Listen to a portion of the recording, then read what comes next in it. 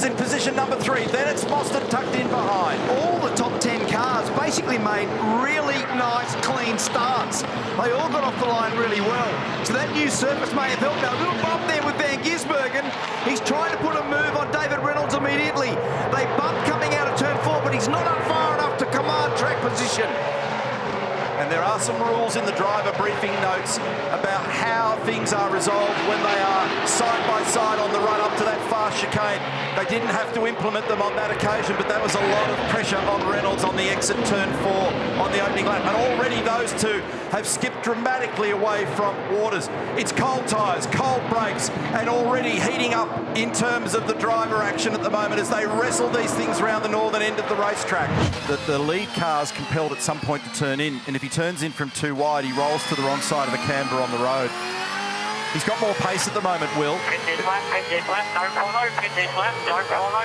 Okay, so they're bringing Will in. So they've decided to take their first compulsory stop, the first CPS, because he's being held. So they want to just make the pass now. Because you want to make hay, you want to get clear track position off the back of the stop. Going to be clear when it's rough, So you just got to watch the other car. They should have. Oh no, there's trouble with the right rear. That tyre hasn't gone back on. Yeah, but we didn't see the fuel at the end, so I'm not sure whether they were covered by fuel then or whether they actually... No, right rear was a drama gun.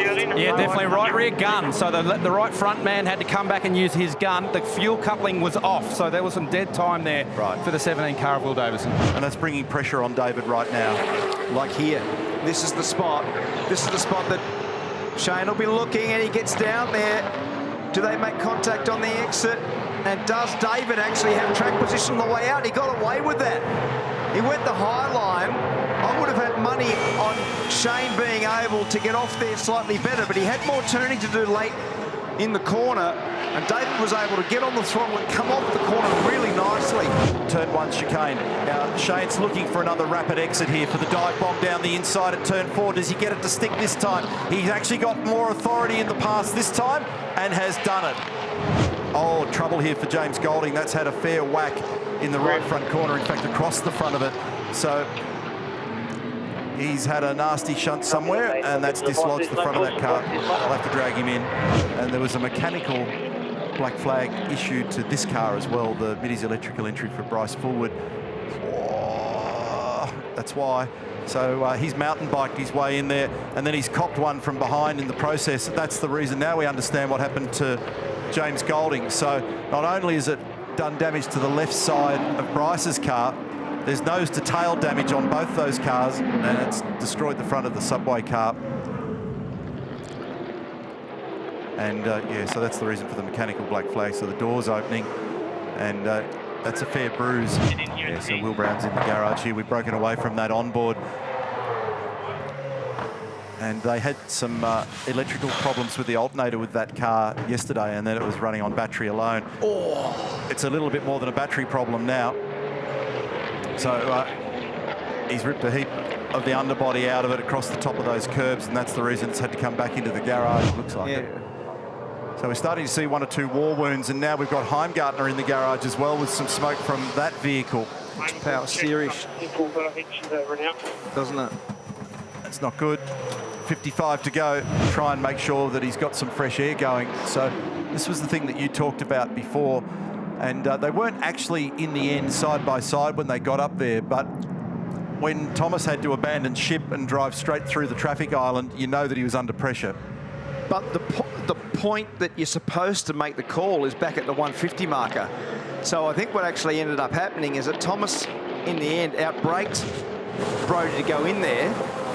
And as it turned out, there you go, we're fixed now anyway. Both of them run straight through. They've both done it, so it's now self-cancelling. That'll give them a headache in race control, trying to unpack that. No, it's okay for him to just hit me to gain the position, huh? Give it back, mate.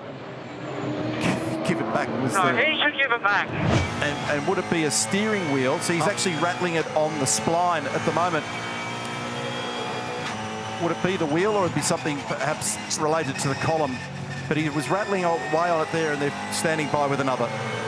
You know, yanking on it when you've got no power steering effect and the car's not being moved by the go jacks. You don't want people pulling on the wheel when the car's in the shop or when it's at the racetrack and yanking on the thing because it puts that sort of stress and load into it. So it's one of those little micromanagement things you've got to be really careful of. As Scott Pye gets down the inside very nicely in the Elspec car with Thomas Randall. That's a nice move.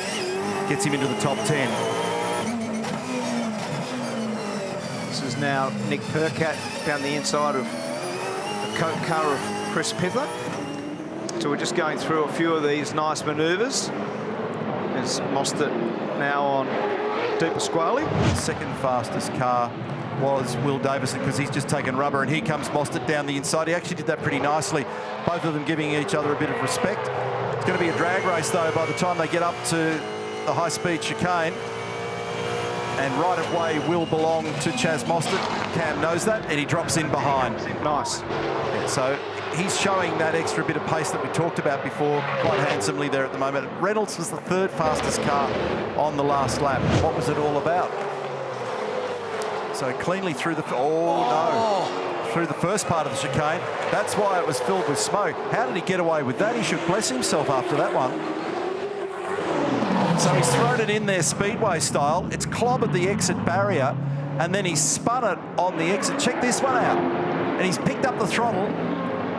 His go-kart picked up the throttle to keep it off the wall, and that's the reason why there was all the choking smoke. Ride with this one, folks.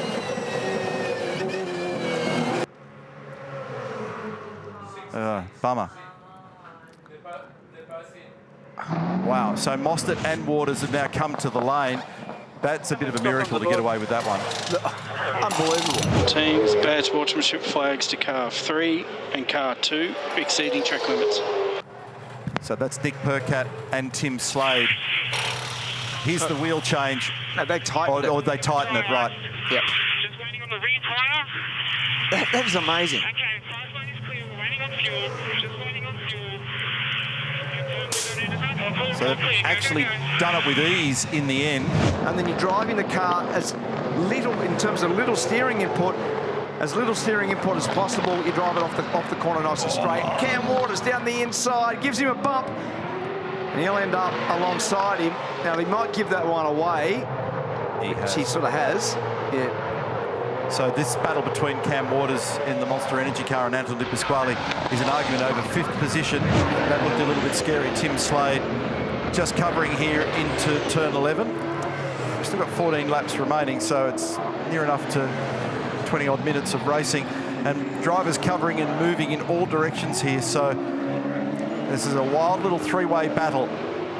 And you've got Tim Slade, and he's got Jack LeBrock, and then just tucked in behind is Lee Holdsworth, and they're all moving on each other, so trying to figure out who you're covering and who you're racing and who you're shooting and who you're defending from is actually a hard thing to figure out at the moment. He used too much of the curve to get down the inside, so he's got to be conservative enough. It's probably more a little mistake from David for him. You do not have a mad sports flag. Second placing is far from resolved at the moment. All down the inside, Brock Feeney. Can he get this to work on Lee? There's a bit of bump and grind, and he manages to displace him and moves up one spot. So that gets him up into 15th position. This battle here is looking pretty intriguing. Last lap, 2.9 kilometres and 15 corners to run. Van Gisbergen is going to win this bar some catastrophe, but Reynolds, Mostert and Davison still well in the hunt, and especially the battle for 3rd position at the moment.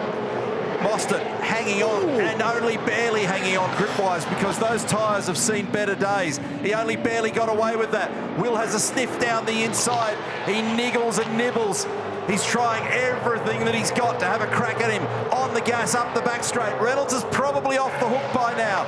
So all the focus is moving to position number 3. Diminishing returns now for Davison. He's got to try and have a lunge up here at turn 11, otherwise it's going to be game over. He has thrown everything at it in full recovery from a difficult start to the race. Not able to get it done there. It was a slow stop for him. Meantime, Shane Van Gisbergen out of the final corner has done a remarkable job, and it is victory number 20 in our championship season for the champ elect. The battle for the minors will resolve as a second place here for David Reynolds. And after a mighty comeback, Will Davison does not quite get there. Chaz Mostert will hang on to third position. But a fabulous recovery by Davison and the Shell V-Power Racing team to make a fight of it at the back end. That was an absolutely fantastic conclusion for second, third and fourth as we see the Red Bull Ampol Racing team all congratulating each other on what has been an incredible day again for them. 20 wins this year for Van Gisbergen. He is a machine.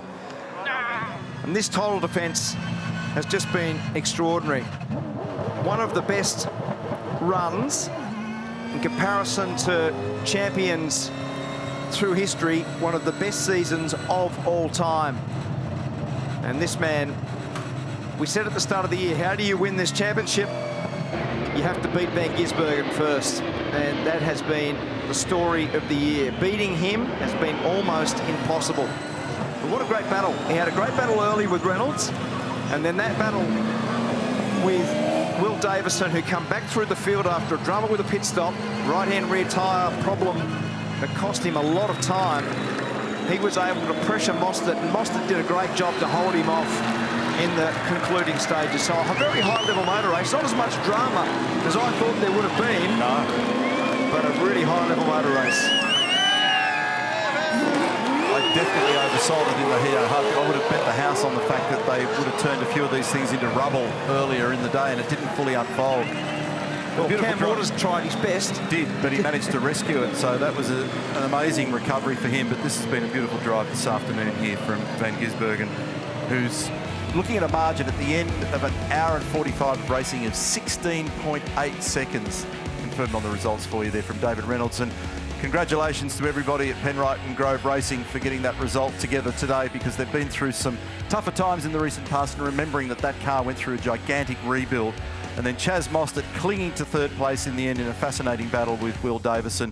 Cam Waters also recovering home in fifth position. Di Pasquale and Kostecki, followed by Courtney, Winterbottom and Percat. Further afield there, heading the next group was Thomas Randall. And unfortunately for Andre Heimgartner, engine problems curtailed his activity today.